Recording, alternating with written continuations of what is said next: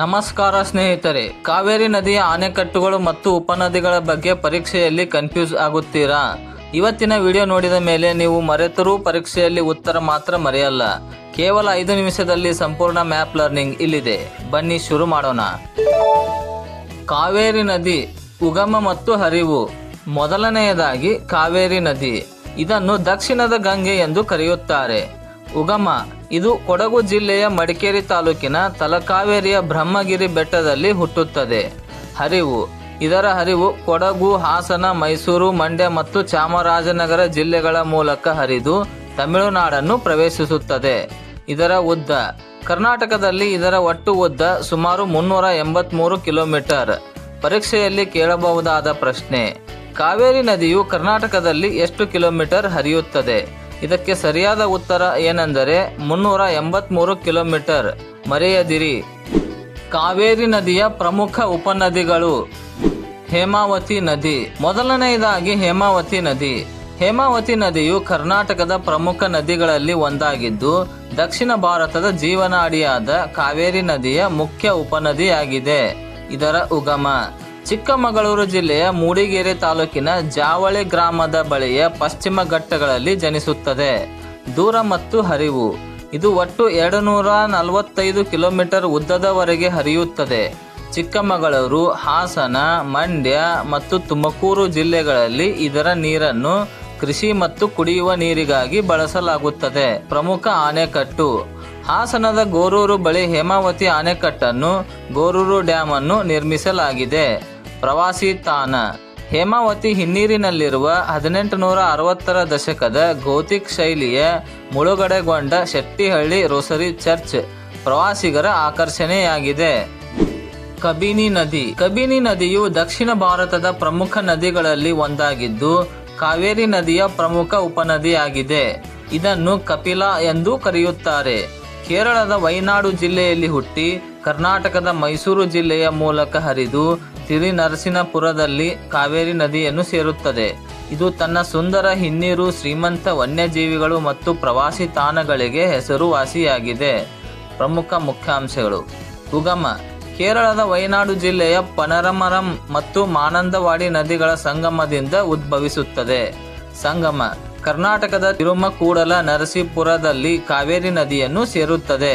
ಕಬಿನಿ ಜಲಾಶಯ ಎಚ್.ಡಿ. ಕೋಟೆ ತಾಲೂಕಿನ ಬೀಚನಹಳ್ಳಿಯಲ್ಲಿ ಈ ನದಿಗೆ ಅಣೆಕಟ್ಟು ನಿರ್ಮಿಸಲಾಗಿದೆ. ಅರ್ಕಾವತಿ ನದಿ. ಅರ್ಕಾವತಿ ನದಿಯು ಕರ್ನಾಟಕದ ಪ್ರಮುಖ ಪರ್ವತ ನದಿಯಾಗಿದ್ದು ಕಾವೇರಿ ನದಿಯ ಪ್ರಮುಖ ಉಪನದಿಯಾಗಿದೆ.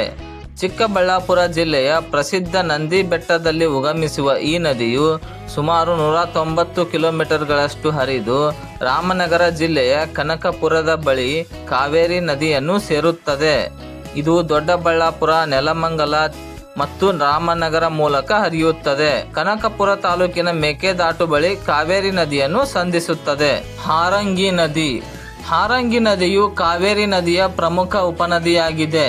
ಇದು ಕೊಡಗು ಜಿಲ್ಲೆಯ ಪಶ್ಚಿಮ ಘಟ್ಟಗಳ ಪುಷ್ಪಗಿರಿ ಬೆಟ್ಟಗಳಲ್ಲಿ ಹುಟ್ಟಿ ಸುಮಾರು 50 ಕಿಲೋಮೀಟರ್ ದೂರ ಹರಿದು ಕುಶಾಲನಗರದ ಬಳಿ ಕಾವೇರಿ ನದಿಯನ್ನು ಸೇರುತ್ತದೆ.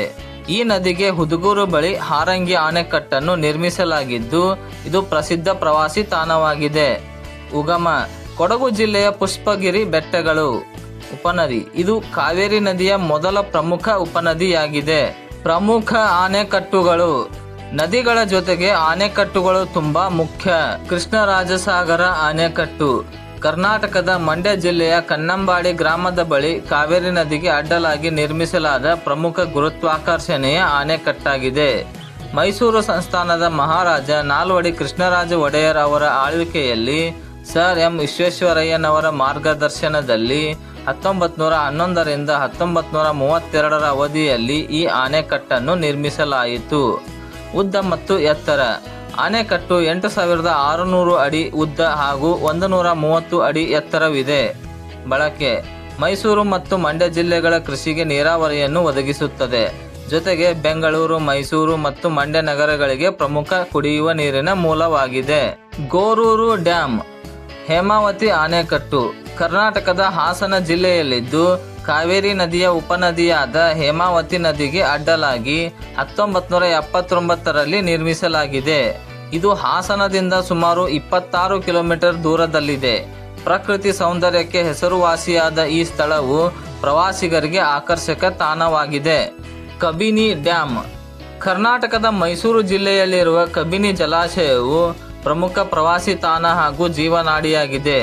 ಎಚ್.ಡಿ. ಕೋಟೆ ತಾಲೂಕಿನ ಬೀಚನಹಳ್ಳಿ ಬಳಿ ಇರುವ ಈ ಆಣೆಕಟ್ಟು 1974ರಲ್ಲಿ ನಿರ್ಮಾಣವಾಯಿತು. ಇದು ನೀರಾವರಿ ಮತ್ತು ಕುಡಿಯುವ ನೀರಿಗೆ ಅತ್ಯಂತ ಉಪಯುಕ್ತವಾಗಿದ್ದು ಸುಮಾರು 28 ಟಿಎಂಸಿ ನೀರು ಸಂಗ್ರಹಣಾ ಸಾಮರ್ಥ್ಯ ಹೊಂದಿದೆ. Live quiz time. ಪ್ರಶ್ನೆ 1. ಕಬಿನಿ ನದಿಯು ಕಾವೇರಿಯನ್ನು ಎಲ್ಲಿ ಸೇರುತ್ತದೆ? ನಿಮ್ಮ options: A. Krishnarajasagara, B. T. Narasipura, C. Srirangapatna.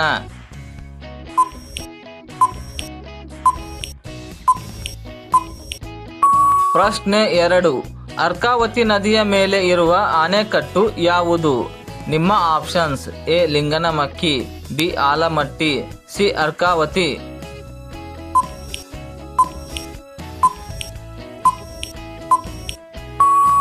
ಸರಿಯಾದ ಉತ್ತರವನ್ನು ಕಮೆಂಟ್ ಬಾಕ್ಸ್ನಲ್ಲಿ ಹಾಕಿ. ಸ್ನೇಹಿತರೆ, ಇವತ್ತಿನ ಭಾಗದಲ್ಲಿ ಕಾವೇರಿ ನದಿಯ ಬಗ್ಗೆ ಕನಿಷ್ಠ 10 ಪ್ರಮುಖ ಪಾಯಿಂಟ್ಸ್ ಕಲಿತ್ರಿ. ಈ ವಿಡಿಯೋ ಇಷ್ಟವಾಗಿದ್ದರೆ ಲೈಕ್ ಮಾಡಿ, ನಿಮ್ಮ ಫ್ರೆಂಡ್ಸ್ ಗ್ರೂಪ್ಗೆ ಶೇರ್ ಮಾಡಿ. ಮುಂದಿನ ಭಾಗದಲ್ಲಿ ಕೃಷ್ಣಾ ನದಿ ಮತ್ತು ಅದರ ಮಿಸ್ಟರಿಯಸ್ ಫ್ಯಾಕ್ಟ್ಸ್ ಜೊತೆಗೆ ಸಿಗ್ತೀನಿ. ಚಾನೆಲ್ ಸಬ್ಸ್ಕ್ರೈಬ್ ಆಗೋದನ್ನ ಮರಿಬೇಡಿ. ಧನ್ಯವಾದಗಳು. Keep learning.